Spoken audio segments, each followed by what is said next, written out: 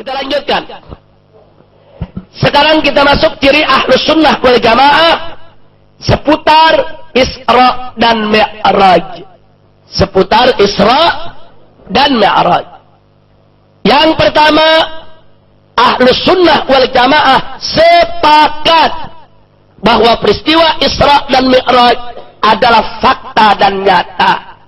Bukan dongeng, bukan hurafat, bukan cerita fiktif, bukan suatu kisah maknawi, tapi suatu kisah hakiki.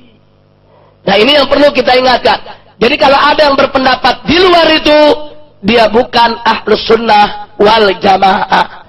Jadi nggak ada keraguan untuk Ahlus Sunnah soal Isra dan Mi'raj. Apalagi Allah sudah firmankan dalam Al-Quranul Karim, faqala ta'ala, subhanalladzi asra bi'abdihi laila minal masjidil harami ilal masjidil aqsa alladzi barakna haulah linuriyahu min ayatina innahu huwas sami'ul basir. Shadaqallahul azim. Masih soal Isra Mi'raj. Yang kedua, Ahlus Sunnah wal Jamaah, pendapat yang muktabar, pendapat mayoritas Ahlus Sunnah, sehingga menjadi cirinya bahwa Nabi Isra dan Mi'raj ruh dan jasadnya. Tapi memang kalangan Mu'tazilah menyebutkan bahwa Nabi Isra Mi'raj hanya ruhnya saja. Kita hormati pendapat tersebut, kita hargai pendapat tersebut. Enggak boleh gara-gara pendapat itu Mu'tazilah kita kafirkan. Ini persoalan furu'ul akidah. Tapi memang dengan pendapat tersebut Mu'tazilah tidak termasuk Ahlus Sunnah wal Jamaah. Nah, jadi jangan nanti Mu'tazilah mengatakan Nabi Isra Mi'raj dengan roh saja, tahu-tahu dari kalangan Ahlus Sunnah mengkafirkan mereka. Jangan. Kita hargai perbedaan yang ada. Tapi kalau kita katakan itu pendapat bukan dari Ahlus Sunnah, ya, yang muktabar di Ahlus Sunnah. Walaupun ada segelintir Ahlus Sunnah ikut pendapat Mu'tazilah, saudara. Cuman mayoritas yang muktabar di kalangan Ahlus Sunnah wal Jamaah, Isra Mi'raj Nabi dengan ruh dan jasadnya. Kemudian yang ketiga, ada aneka pendapat di bulan apa Nabi Isra Mi'raj. Ada mengatakan Nabi Isra Mi'raj di bulan Ramadan. Ada mengatakan Nabi Isra Mi'raj di bulan Syawal. Ada mengatakan Nabi Isra Mi'raj di bulan Muharram. Nah, ini banyak aneka perbedaan. Nah, tapi yang muktabar, yang mayoritas dipegang oleh Ahlus Sunnah wal Jamaah, minal masyriq ilal maghrib, semua hampir sepakat Isra Mi'raj Nabi terjadi di bulan Rajab yang mulia. Ini ciri Ahlus Sunnah wal Jamaah. Jadi kita udah paham bagaimana arah pemikiran daripada Ahlus Sunnah wal Jamaah. Kemudian yang berikutnya masih soal Isra Mi'raj. Sepakat Ahlus Sunnah wal Jamaah bahwa dalam peristiwa Isra dan Mi'raj Nabi mendapatkan karunia besar dari Allah, yaitu dalam mendapatkan nikmat ru'yatullah, melihat Allah. Hanya saja Ahlus Sunnah wal Jamaah berbeda. Apakah melihatnya dengan pandangan mujarradah atau dengan pandangan hati? Wallahu a'lam. Yang jelas mereka sepakat bahwa Nabi melihat Allah Subhanahu wa ta'ala. Ini pendapat yang muktabar di Ahlus Sunnah. Tapi di kalangan Mu'tazilah, lagi-lagi mereka mengatakan bahwa Nabi tidak melihat Allah. Mereka punya pandangan dalam soal akidah. Itu pendapat Mu'tazilah. Jadi kalau ada mengatakan sedemikian rupa, dia tidak mewakili pendapat mayoritas daripada Ahlus Sunnah wal Jamaah. Baik, yang kelima, seputar Isra Mi'raj.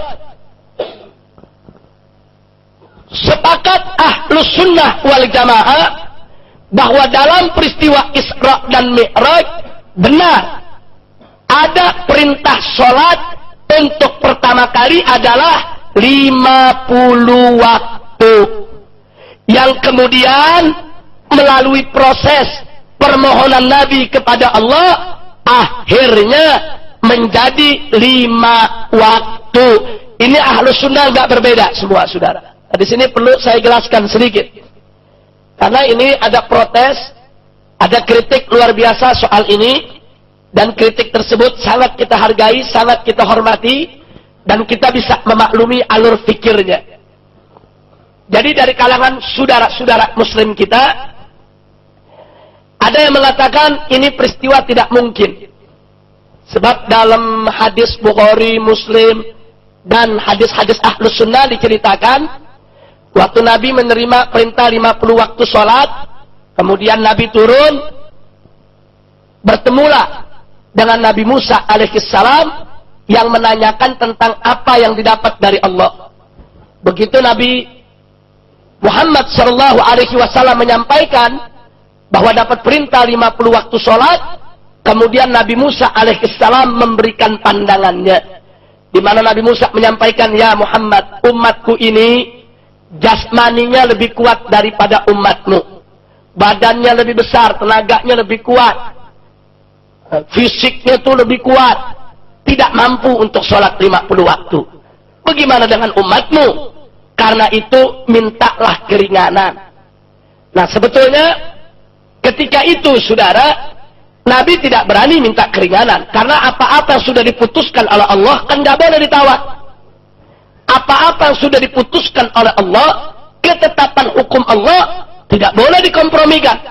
Sam'an wa ta'ah. Karena itu, sebelum Nabi menerima saran daripada Nabi Musa, Nabi memandang malaikat Jibril alaihissalam. Dengan pandangannya tadi Nabi bertanya, ini udah final belum? Ini masih boleh gak diminta keringanan?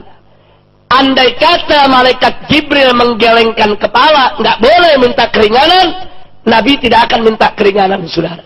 Karena putusan yang sudah final dari Allah, seperti sekarang, hukum minuman keras itu haram, hukum sholat 5 waktu yang ada dalam Al-Quran, udah nggak boleh kita rubah, sudah final. Kita harus menerima dengan sami'na wa ata'na. Nah, karena itu Nabi ketika itu, beliau memandang ke Jibril, bagaimana? Akhirnya apa dikatakan oleh Jibril kepada Nabi? Irji in syi'ta. Kau boleh kembali kalau kau mau. Berarti apa? Berarti belum final. Berarti masih boleh minta keringanan kepada Allah. Itulah yang menyebabkan Nabi akhirnya diantar oleh Jibril untuk minta keringanan. Akhirnya diringankan, dikurangkan 5 waktu. Jadi 45. Begitu turun ketemu lagi Nabi Musa. Nabi Musa tanyakan lagi. Nabi menyampaikan kabar gembira. Sudah dikurangi 5. Kata Nabi Musa, masih nggak bakal kuat kau punya umat. Minta lagi. Nah, kali ini Bud, Nabi nggak langsung menerima begitu saja syarat. Tanya lagi ke Jibril, apa masih boleh? Sebab kalau sudah final, nggak boleh, saudara. Nah, kali ini Jibril lagi-lagi menjawab, irji in syi'ta. Balik kalau kau mau. Nah, itu terjadi sampai 9 kali. Setiap minta keringanan dikurangi 5. 9 kali minta keringanan dikurangi 45. Sisanya menjadi 5. Nah, setelah 5, Nabi Musa masih suruh minta keringanan lagi, saudara. Akhirnya Nabi alaihissalatu wassalam mengatakan kepada Musa, inni astahyi min Rabbi. Aku malu kepada Tuhanku. Ini udah dikasih 5, udah luar biasa. Udah cukup. Nabi nggak mau minta keringanan lagi, saudara. Nah, jadi artinya 5 itu sudah final. Nah, kalau sudah final, kita menerimanya sekarang ini harus sami'na wa ata'na. Tidak ada tawar-menawar lagi, saudara. Nah, ini ceritanya seperti itu. Nah, kemudian ada yang protes. Kata mereka, ini hadis nggak masuk di akal. Pertama, sebab Allah itu kan maha tahu kalau umat Nabi Muhammad nggak mampu sholat 50 waktu. Allah maha tahu, tapi dalam cerita seolah-olah Allah nggak tahu. Yang tahu Nabi Musa. Apa iya Nabi Musa lebih pintar dari Allah? Ini cerita nggak masuk di akal, kata mereka. Jadi nggak ada itu cerita 50 jadi 5. Allah tahu umat Nabi nggak mampu sholat 50 waktu. Begitu Nabi bertemu dengan Allah, Allah langsung berikan perintah wajib sholat 5 waktu. Tidak ada itu cerita 50 jadi 5. Ini kritik, saudara. Kemudian, saudara, nggak sampai di situ. Begitu juga soal dialog dengan Nabi Musa, memberikan saran kepada Nabi Muhammad. Emang Nabi Musa lebih pintar dari Nabi Muhammad? Kok sampai 9 kali Nabi kita diberikan saran sedemikian rupa? Ini nggak masuk di akal. Menurut mereka, jangan-jangan ini Israiliyat yang ingin meninggikan kedudukan Nabi Musa di atas Nabi Muhammad sallallahu alaihi wasallam. Nah, kemudian yang berikutnya lagi bagi mereka lagi yang nggak masuk di akal. Masa syariat pakai ditawar-tawar? Ini bukan lagi dagang tawar-menawar syariat. Nah, kritik-kritik semacam ini ada, bukan tidak ada.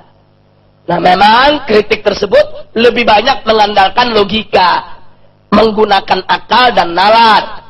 Nah, sekarang bagaimana menurut Ahlus Sunnah wal Jamaah untuk menjawab itu semua? Saudara, kalau kita hanya berpegang kepada logika saja, akal saja, nalar saja, memang betul apa yang dikatakan oleh para pengkritik tadi. Tapi yang jadi masalah, kita tidak hanya berpegang kepada akal, nalar, dan logika, tapi kita juga membaca mankulat, riwayat-riwayat yang datang yang memang diceritakan langsung oleh Nabi. Nah, kalau hadisnya sudah sahih, memang Nabi bercerita semacam itu, nggak boleh dong kita tolak. Itu kan cerita Nabi. Kalau kita katakan itu tidak benar, apa Nabi berbohong? Persoalannya, hadis ini sahih, sanadnya sahih, sampai kepada kita sahih. Tidak ada di dalam sanadnya yang meragukan tentang kejadian tersebut, sehingga bisa dipastikan bahwa itu cerita memang betul datang dari mulut Nabi kita Muhammad sallallahu alaihi wasallam. Nah, kalau memang sudah kita pastikan cerita itu datang dari mulut Nabi, wajib kita terima. Tidak boleh kita tolak. Itu dulu yang pertama. Nah, lalu bagaimana dengan kritikan tadi? Saudara, kalau soal mau pakai logika, ternyata kalau kita sabar saja sedikit, kita bisa jawab dengan logika, saudara.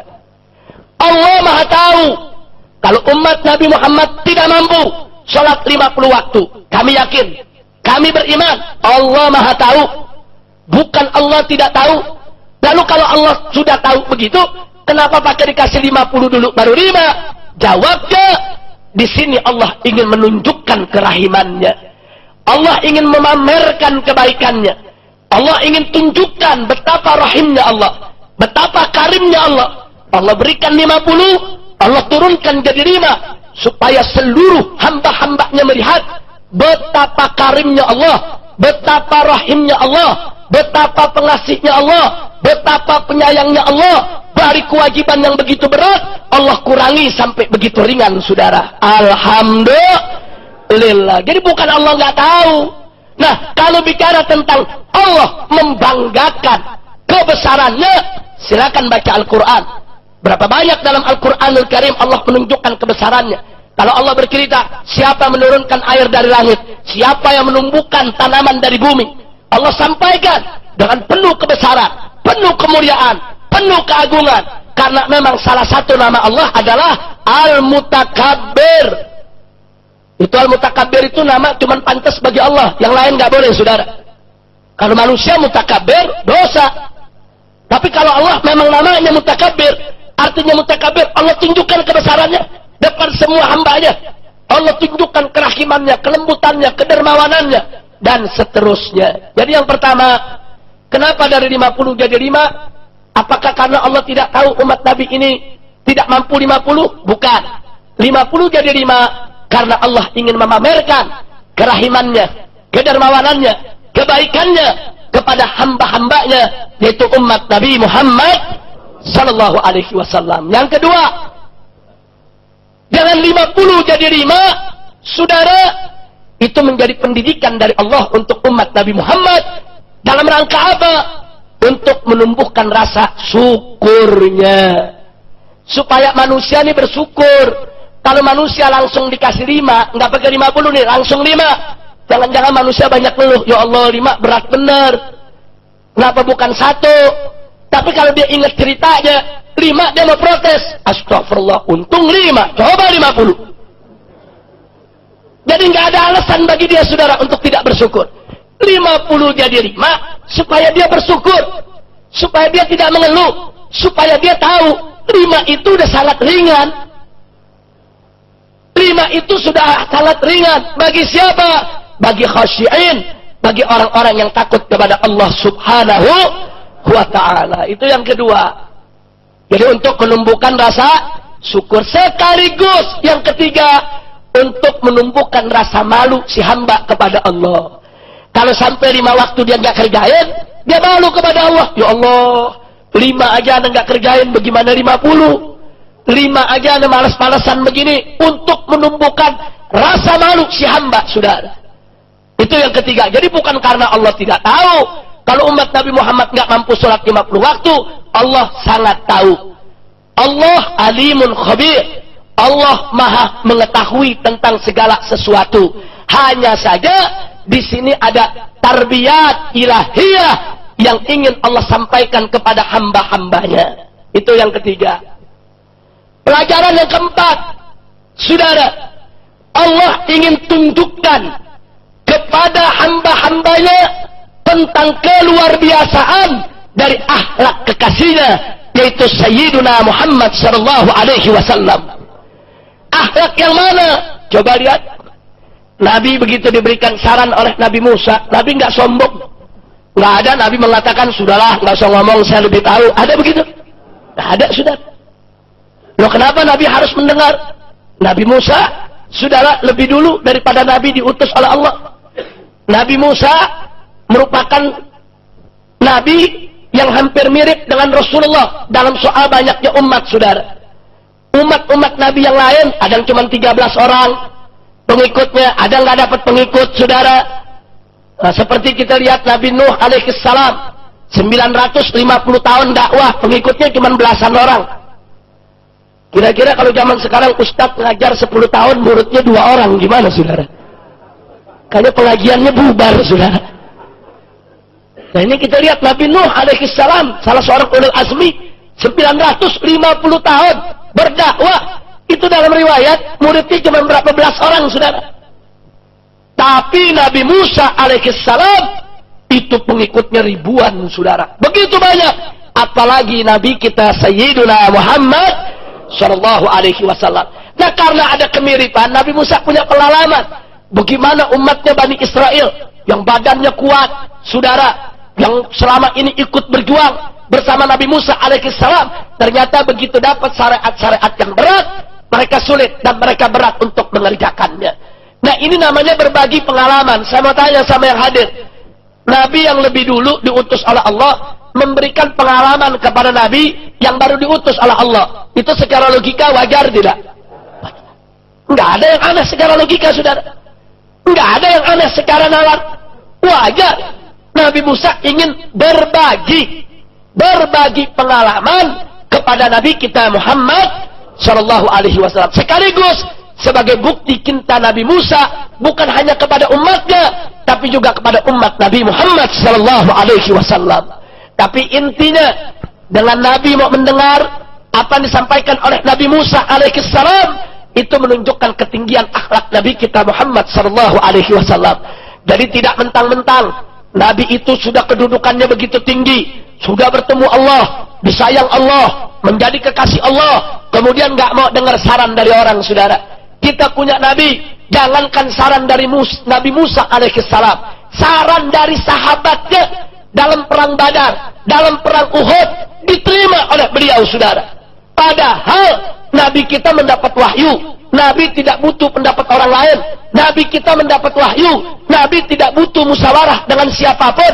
Tapi sungguh pun begitu, Nabi tetap melaksanakan musyawarah. Nabi tetap mendengarkan saran-saran daripada sahabat dan kerabatnya. Inilah kemuliaan dan ketinggian serta keagungan akhlak Nabi kita Sayyiduna Muhammad sallallahu alaihi wasallam. Yang kelima, untuk membela nasib umatnya, Nabi rela 9 kali pulang pergi bolak balik minta keringanan kepada Allah. Itu pelajaran dari Allah. Lihat kau punya Nabi untuk bela nasib umat, walaupun 9 kali pulang pergi diperjuangkan, asal umatnya ke depan tidak berat melaksanakan syariatnya, saudara. Nah, jadi setelah kita urai begitu, ternyata hadis tadi masuk di akal tidak? Masuk logika tidak? Nah, jadi kita terima kasih kepada kritik-kritik yang mengatakan ini tidak masuk di akal, yang mengatakan hadis ini sulit diterima. Nah, bagi kami ini masuk di akal, ini masuk di logika, dan ini masuk di nalar, dan ini sesuai dengan apa yang sudah diceritakan oleh Nabi, untuk tidak boleh lagi kita tolak kebenarannya. Alhamdulillah. Kira-kira sampai di sini jelas tidak ini semua? Alhamdulillahirabbil alamin. Nah, itulah berkenaan dengan ciri Ahlus Sunnah wal Jamaah seputar Isra dan Mi'raj.